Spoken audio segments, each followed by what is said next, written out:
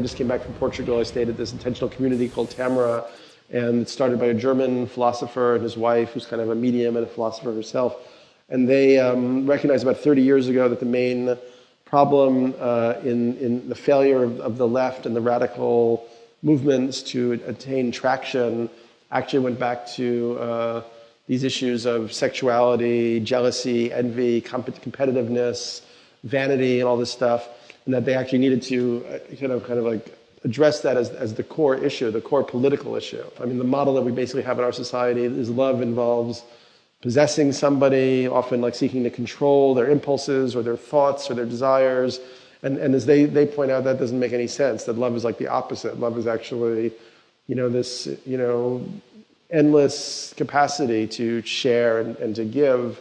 So through a community near Berlin called Zeg, and after this one in Portugal called Tamera, their effort has been to seek to entirely liberate sexuality, the sexual instinct, and overcome the repression that our society has around it. But is there perhaps a downside or a darker side, or is there a certain naivete to what the rest of the world really is? I think it's like everybody's gonna, especially men, but everybody will seek to maximize their advantage in any system.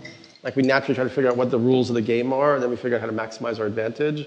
So then you have to go down to the core and just say, like, are people like really being compelled to be like truthful and authentic? And what interested me about Tamera is that's the basis of what they're working with there, is that there's just no deception, and they're seeking to create social technologies where people are really, as much as possible, authenticity and completely being truthful, even to your, weirdly rapacious and cruel desires. At least it's giving them expression.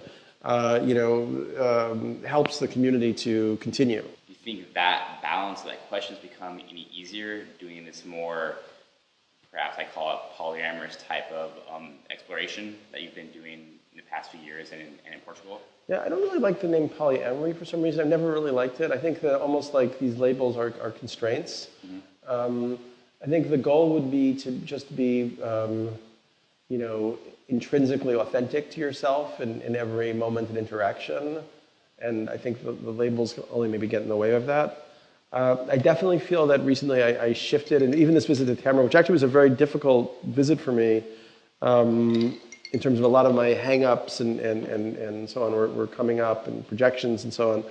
But I'm an intellectual philosopher first and foremost in a way, and I got the core of what's happening there.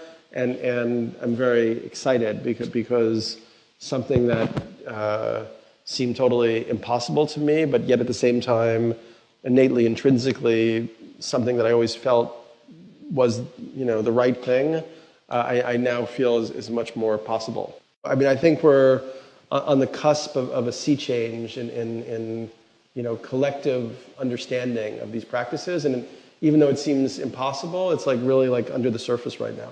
Is this something that you think you want to help facilitate happening here in Correct. the US? How would you go about doing that? I have no idea, but it's going to be a good study.